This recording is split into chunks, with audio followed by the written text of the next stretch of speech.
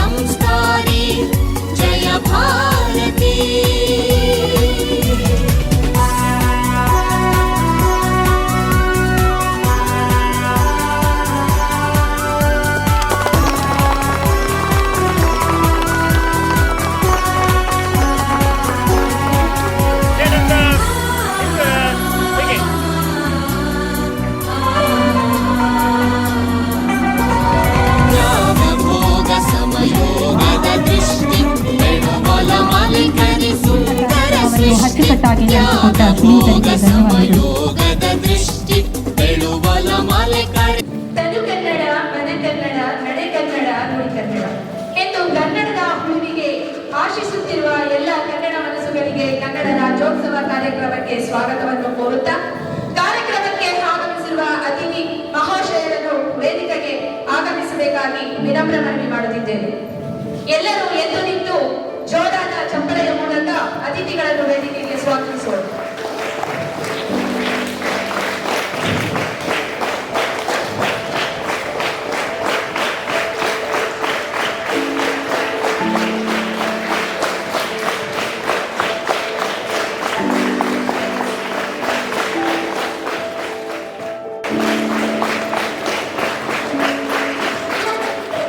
ಕಾರ್ಯಕ್ರಮವನ್ನು ಪ್ರದರ್ಶಿಸಲಿರುವ ಎಲ್ಲ ಮಕ್ಕಳಿಗೂ ಹಾಗೂ ಅವರಿಗೆ ಸದಾ ಮಾರ್ಗದರ್ಶನ ನೀಡುತ್ತಿರುವ ಎಲ್ಲ ನನ್ನ ನೆಚ್ಚಿನ ಶಿಕ್ಷಕ ವೃಂದದವರಿಗೂ ಹಾಗೂ ಶಿಕ್ಷಕೇತರ ವರ್ಗದವರಿಗೂ ಹಾರ್ದಿಕ ಸ್ವಾಗತವನ್ನು ಬಯಸುತ್ತಿದ್ದೇನೆ. ಅತಿಥಿ ಸತ್ಕಾರಕ್ಕೆ ಅನಾದಿ ಕಾಲದಿಂದಲೂ ಪ್ರಾಮುಖ್ಯತೆಯನ್ನು ನೀಡುತ್ತಾ ಬಂದಿರುವವರು ನಮ್ಮ ನಾಡಿನವರು. ಈ ಕಾರ್ಯಕ್ರಮಕ್ಕೆ ಅತಿಥಿಗಳನ್ನು ಹೃದಯಪೂರ್ವಕವಾಗಿ ಸ್ವಾಗತಿಸಿದ ಶಿಕ್ಷಕಿಯವರಿಗೆ ಕನ್ನಡ ರಾಜ್ಯೋತ್ಸವದ ಶುಭಾಶಯಗಳನ್ನು ಕೋರುತ್ತಿದ್ದೇವೆ.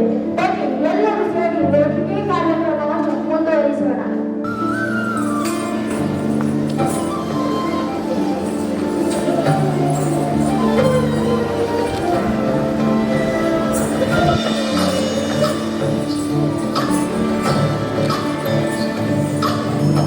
ಚಂದ್ರಚೂಡ ಶಿವಶಂಕರ ಪಾರ್ವತಿ ರಮಣನಿಗೆ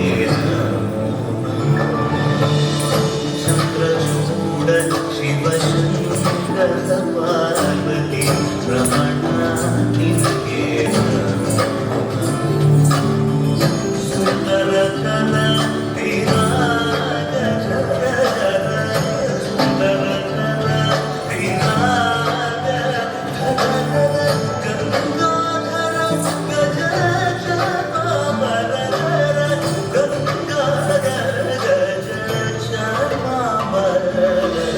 ಎಲ್ಲರಿಗೂ ಶುಭ ಮುಂಜಾನೆ. ಕೋಗಿಲೆಗೆ ಕಂಠ ಚಂದ, ನವಿಲಿಗೆ ನೃತ್ಯ ಚಂದ, ಊಟಕ್ಕೆ ಹೊರನಾಡು ಚಂದ, ನೋಟಕ್ಕೆ ಕೊಡಗು ಚಂದವಾದರೆ ಇಂದಿನ ನಮ್ಮ ಕಾರ್ಯಕ್ರಮಕ್ಕೆ ಅತಿಥಿ ಅಧ್ಯಕ್ಷರು ಹಾಗೂ ಮಹನೀಯರ ಸ್ವಾಗತವೇ ಚಂದ ಎಂದು ಹೇಳುತ್ತಾ ನಾನು ಇಂದು ಈ ಕಾರ್ಯಕ್ರಮಕ್ಕೆ ಆಗಮಿಸಿರುವ ಸರ್ವರನ್ನು ಸ್ವಾಗತಿಸಲು ಬಯಸುತ್ತೇನೆ. ಮೊದಲಿಗೆ ಇಂದಿನ ನಮ್ಮ ಕಾರ್ಯಕ್ರಮದ ಉದ್ಘಾಟಕರಾಗಿ ಆಗಮಿಸಿರುವ ಶ್ರೀಯುತ ವರೆಸ್ವಾಮಿರವರು ಕನ್ನಡ ರಾಜ್ಯೋತ್ಸವದ ಸಂದೇಶವನ್ನು ನೀಡಲಿದ್ದಾರೆ. ಅವರಿಗೆ ನಿಮ್ಮೆಲ್ಲರ ಪರವಾಗಿ ಹೃತ್ಪೂರ್ವಕವಾದ ಸ್ವಾಗತವನ್ನ ಕೋರುತ್ತಿದ್ದೇನೆ.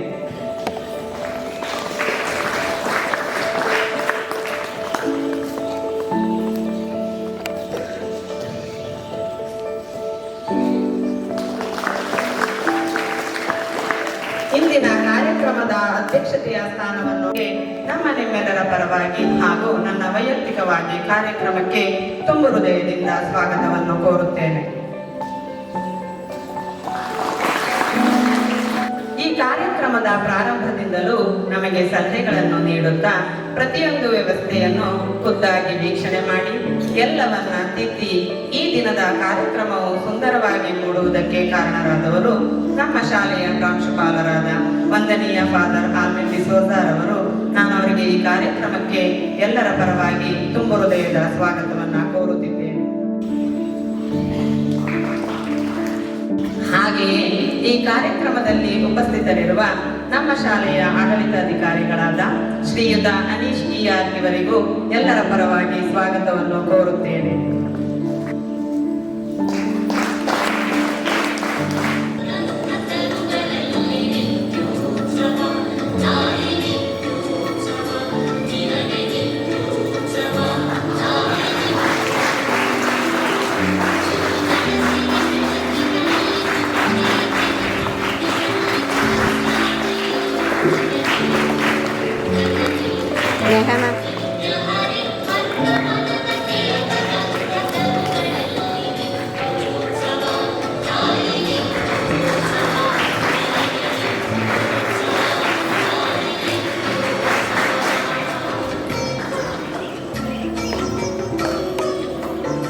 ಪುಷ್ಪನಮನ ಮಾಡಬೇಕಾಗಿ ಕೇಳಿಕೊಳ್ಳುತ್ತೇನೆ.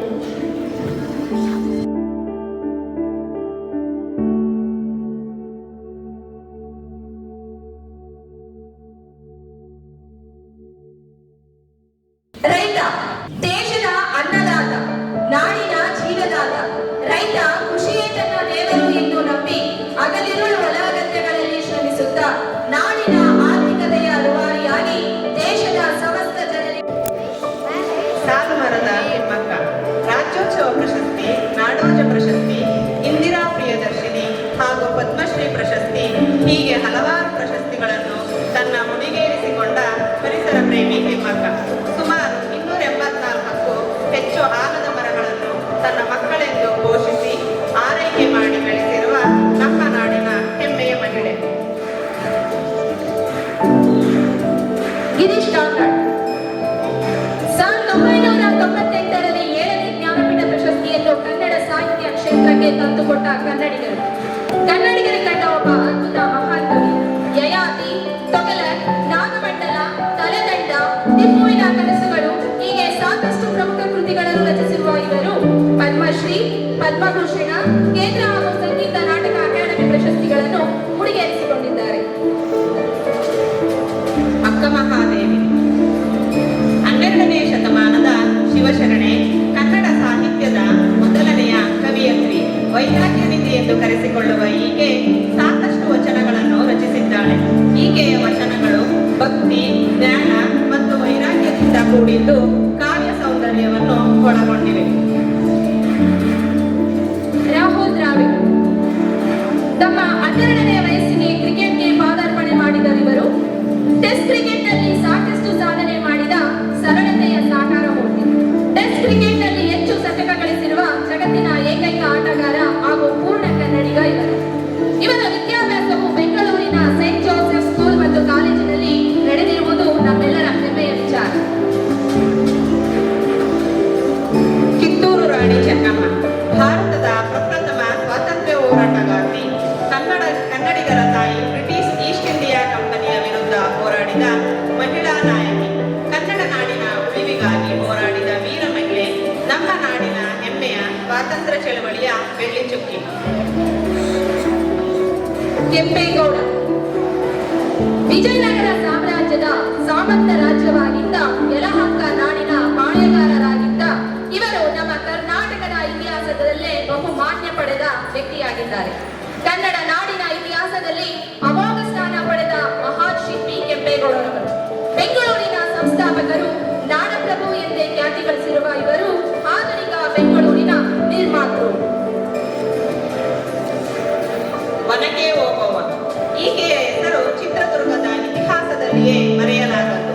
ಓಬವ್ವನನ್ನು ಕರ್ನಾಟಕದ ವೀರವನಿತೆ ಎಂದು ಸಹ ಕರೆಯುತ್ತಾರೆ. ಪಾಳೆಗಾರ ಮದಕರಿ ನಾಯಕನ ಆಳ್ವಿಕೆಯ ಕಾಲದಲ್ಲಿ ಕೋಟೆಯ ಕಾವಲುಗಾರನ ಹೆಂಡತಿಯಾಗಿ ಐದರಾಲಿಯ ಸೈನ್ಯವನ್ನು ತರಗೆಲೆ ತರಹ ಹೊಡೆದುರುಳಿಸಿದ ನಮ್ಮ ನಾಡಿನ ವೀರಮಹಿಳೆ. ಜನರಲ್ ಕಾರ್ಯಪ್ಪ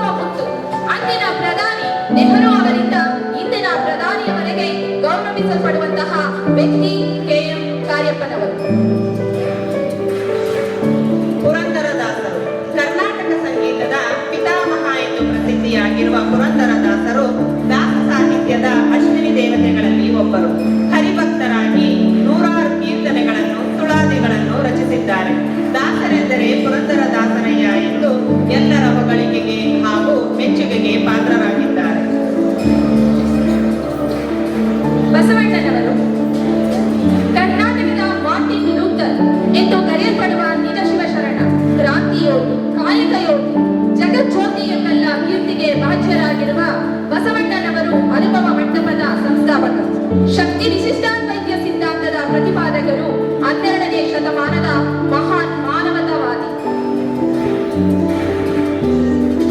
ಸಂಗೊಳ್ಳಿ ರಾಯಣ್ಣ 18ನೇ ಶತಮಾನದ ಐತಿಹಾಸಿಕ ಹಿನ್ನೆಲೆ ಇರುವ ಕಿತ್ತೂರು ಸಂಸ್ಥಾನಕ್ಕೆ ಸೇರಿದ ಸಂಗೊಳ್ಳಿಯ ನಿಸ್ವಾರ್ಥ ಜೀವಿ ಕ್ರಾಂತಿವೀರ ಸಂಗೊಳ್ಳಿ ರಾಯಣ್ಣ ಚೆನ್ನಮ್ಮಳ ಜೊತೆ ಸೇರಿ ಬ್ರಿಟಿಷರ ವಿರುದ್ಧ ಹೋರಾಡಿ ಕಿತ್ತೂರಿನ ರಕ್ಷಣೆ ತನ್ನ ಕರ್ತವ್ಯ ಎಂದು ಭಾವಿಸಿದ ಕರ್ನಾಟಕದ ಪ್ರಸಿದ್ಧ ಸ್ವಾತಂತ್ರ್ಯ ಹೋರಾಟಗಾರ ಹಾಗೂ ರಾಣಿ ಚೆನ್ನಮ್ಮನ ಬಲಗೈ ಬಂಟ.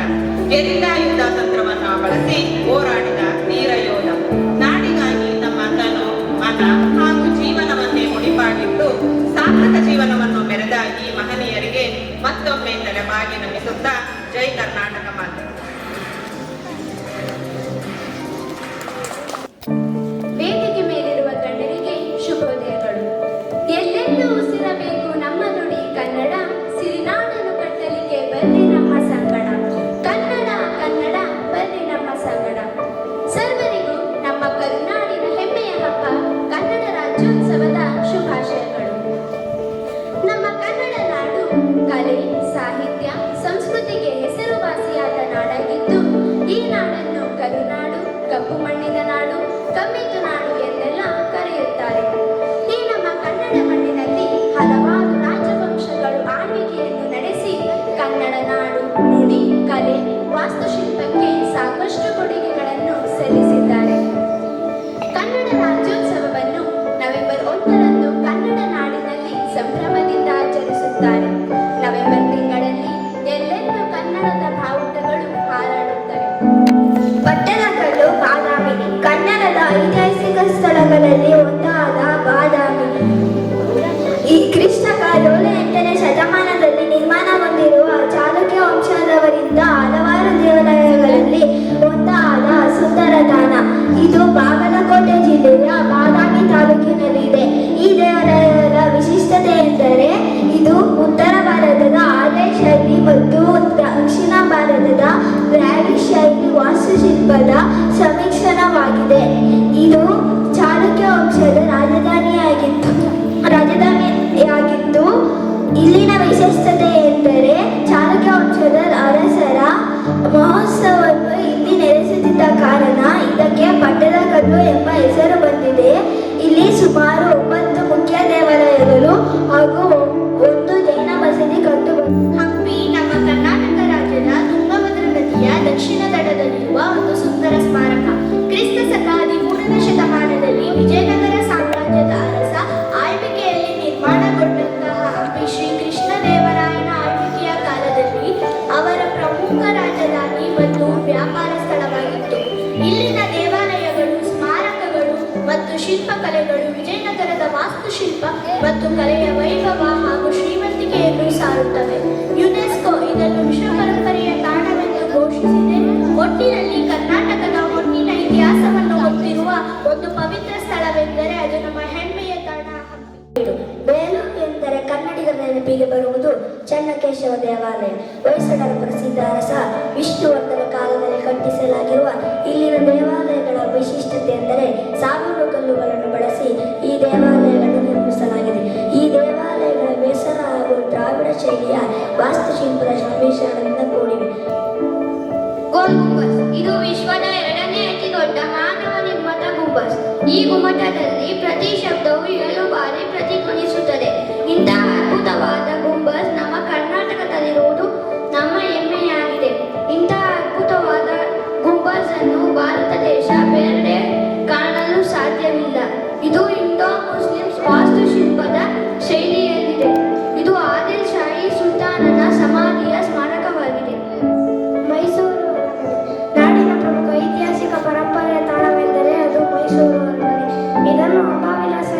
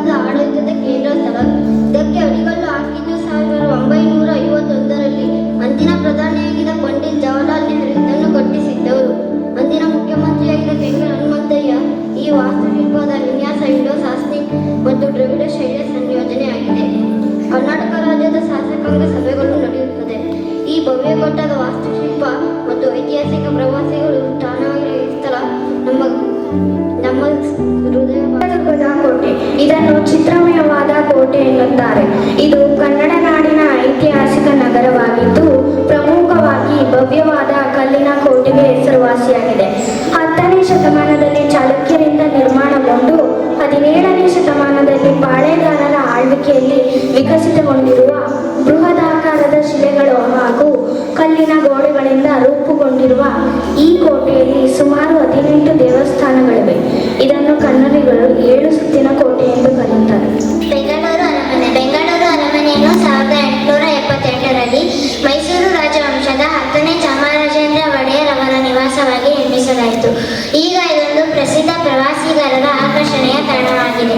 ಸುಂದರವಾದ ಮರದ ಕೆತ್ತನೆಗಳು ಮತ್ತು ಸುಂದರವಾದ ಉದ್ಯಾನವನಗಳನ್ನು ಹೊಂದಿರುವಂತಹ ಈ ಸ್ಥಳ ರಾಜಮನೆತನದ ವಸ್ತುಗಳು, ಛಾಯಾಚಿತ್ರಗಳು ಮತ್ತು ಹಳೆಯ ಚಿತ್ರಪಟಗಳನ್ನು ಜೈನರ ಕಾಶಿ ಎಂದು ಪ್ರಸಿದ್ಧಿ ಪಡೆದಿರುವ ಶ್ರವಣಬೆಳಗೊಳದಲ್ಲಿ ವಿಶ್ವವಿಖ್ಯಾತ 58 ಅಡಿ ಎತ್ತರದ ಬಾಹುಬಲಿಯ ಮೂರ್ತಿಯನ್ನು ನಾವು ನೋಡಬಹುದಾಗಿದೆ. ಗಂಗರ 4ನೇ ರಾಜಮಲನ ಮಂತ್ರಿಯಾಗಿದ್ದ ಚಾಮುಂಡರಾಯನು ಇದನ್ನು ನಿರ್ಮಾಣ ಮಾಡಿದರು. ಈ ಮೂರ್ತಿಯು ಏಷ್ಯಾದಲ್ಲಿಯೇ ಅತಿ ಎತ್ತರದ ಏಕಶಿಲಾ ಮೂರ್ತಿಯಾಗಿ ಪ್ರಸಿದ್ಧಿ ಪಡೆದಿದೆ. ಜೈನ ಧರ್ಮವನ್ನು ಪ್ರತಿಬಿಂಬಿಸುವ ಈ ಸ್ಥಳದಲ್ಲಿ ನಾವು ಹಲವಾರು ಜೈನ ಬಸದಿಗಳನ್ನು ನೋಡಬಹುದಾಗಿದೆ. ಶ್ರವಣಬೆಳಗೊಳವು ಕರ್ನಾಟಕದ ಹಾಸನ ಜಿಲ್ಲೆಯಲ್ಲಿರುವ ಒಂದು ಪ್ರಮುಖ ಜೈನ ಯಾತ್ರಾ ಸ್ಥಳಗಳಾಗಿದೆ. ಇಲ್ಲಿರುವ ನಂದೀಸೇನನ ಶಾಸನವು ಕನ್ನಡ ಸಾಹಿತ್ಯ ಆರಂಭಿಕ ಶಾಸನಗಳಲ್ಲಿ ಒಂದಾಗಿದೆ. ಶುಭೋದಯ. ಸಾಹಿತಿ ಕವಿವಾಣಿ ಎಂದರೆ ಕೇವಲ ಪದಗಳ ಜೋಡಣೆಯಲ್ಲ, ಅದು ಭಾವಗಳ ಲೋಕ. ಅಂತಹ ಭಾವಗಳೊಂದಿಗೆ ನಮ್ಮನ್ನು ಹಲವಾರು ಸಾಹಿತಿಗಳು, ಕವಿಗಳು ಬೆಸೆದಿದ್ದಾರೆ. ಅಂತಹ ಸಾಹಿತಿಯೊಬ್ಬರ ಸನ್ಮಾನಕ್ಕೆ ಕರುಣೆಯ ಕಂಗಳ ನೋಟದಿ ಮೌನದಿ ಮುಡಿಪನ್ನು ಸೇರಿಸಿ ಅರಳಿದ ಸುಂದರ ಅಕ್ಷರ, ಎಣಿಕೆ ಇಲ್ಲದ ಹರಿವಂತ ಭಾವನೆಗಳ ಸೆಲೆಯಾಗಿ ಮನಸ್ಸುಗಳ ರಾಗದ ಅಲೆಯನ್ನು ಚೆಲ್ಲಿದ ನೀ ಮಾಂತ್ರಿಕ ಸಾಹಿತಿಯೋ ಕವಿಯೋ.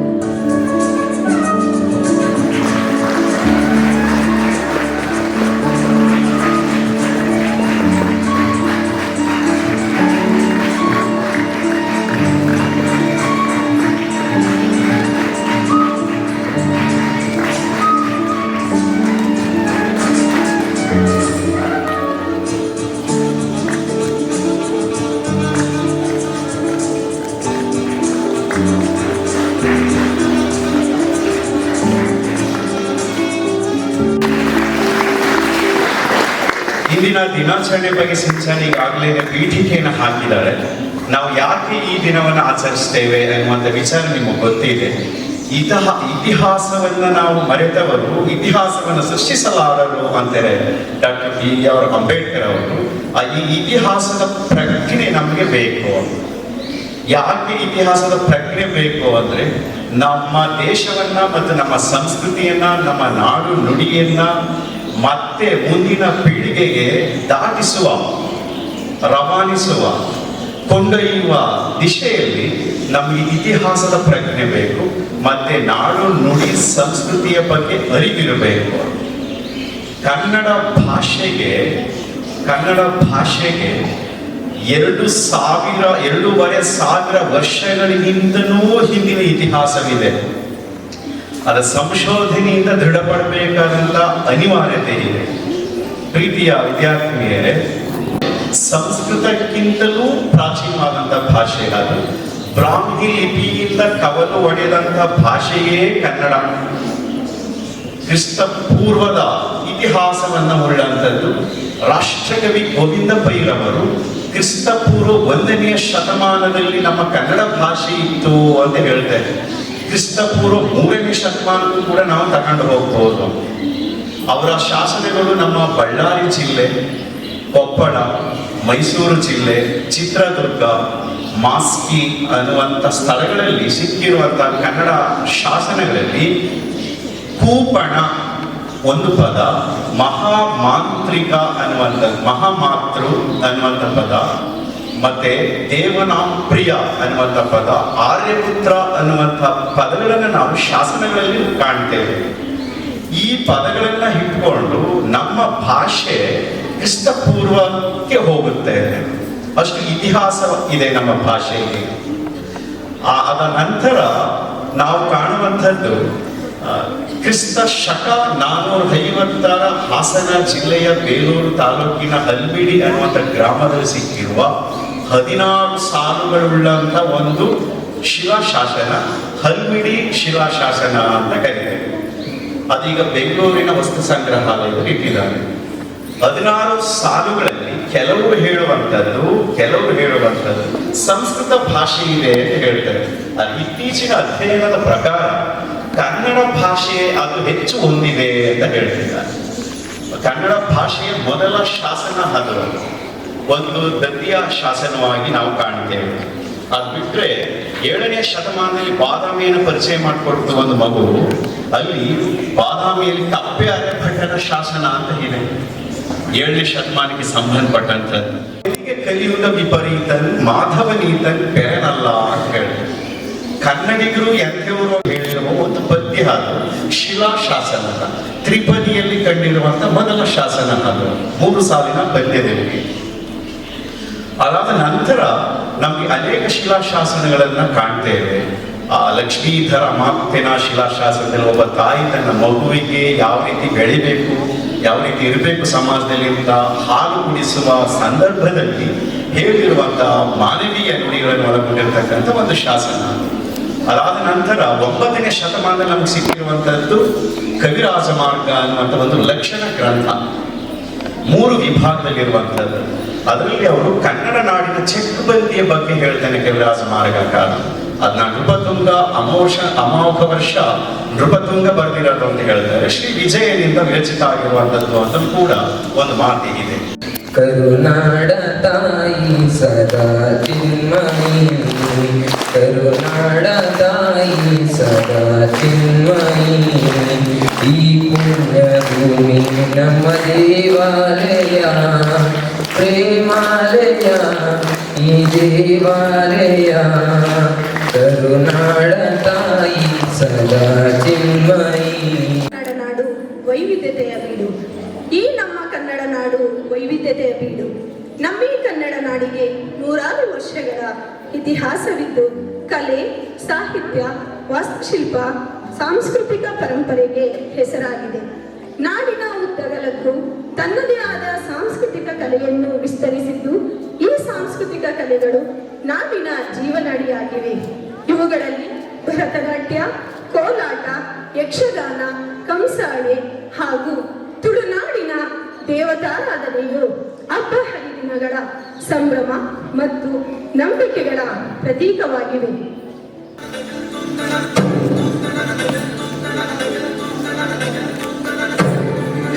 Oh,